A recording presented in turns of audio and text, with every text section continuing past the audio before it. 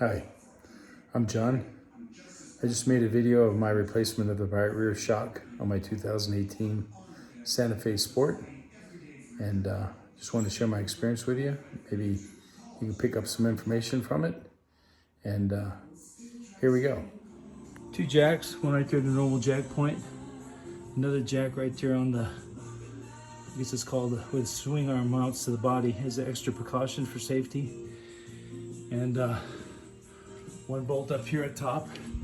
The other video I watched on YouTube, it had a cover on it, and you need to remove a bunch of bolts and to get to the access bolt there. And then, so basically one bolt there, one bolt on the bottom, and use an impact wrench to get loose. And then pretty much you support the wheel with this to keep it from falling.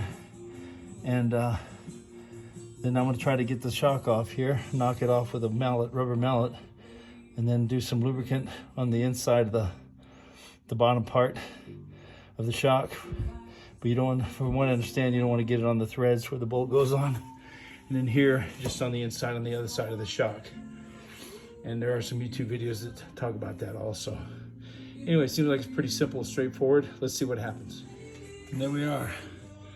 You keep the bottom one first and make sure it stays, even though the bolt is off, it stays all the way up against the stop where it normally goes. And then tap the top one off. And you can adjust this jack down here to move it up a little bit if you need to, or down, because it still has some tension on it. Even if the shock's bad, it might still have some tension on it. Then you tap it and it just popped right off. It's pretty easy. Let's see what happens.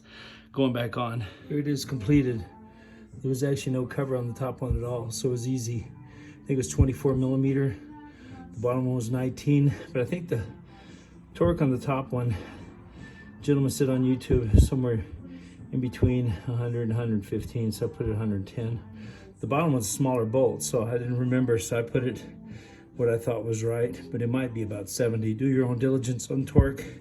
Then you gotta put this cover back on that keeps the shock clean, 10 millimeter bolt. And it has a hole, so it has to fit only one way to keep you from putting it the other way. Like I like to do everything, just the opposite. So good luck, guys. This is a shock I pulled off. It says right here, it says Nando. And as you can see all the oil, it let go. The car was really bouncy. It's after 23,000 miles on a Hyundai Santa Fe 2018. Been a pretty good car, but 23,000 miles after 7 years. You think these shocks would hold up? I've had Toyotas that have 240,000, never had shocks replaced. So there you are. There we are. I got the tire back on. Torque it, I think they said about 80 pounds, but you got to figure out your own torque. If that's your due diligence. And if you have a hard time getting those wheels back up on the car, I figured out that if you use a small jack like this, you can put the wheel and tire on this small jack and then jack it up, and then you can actually maneuver it. Because if you use these big jacks, they're not very maneuverable as they are because they're very heavy. But so there you have it. And with the tire on it, it's even worse. All right, so torque them. Make sure you get the holes lined up correctly. Make sure that wheel seats against that back part of the brake assembly, the disc. Make sure that it's not crooked or anything before you tighten everything down. All right, man, and good luck.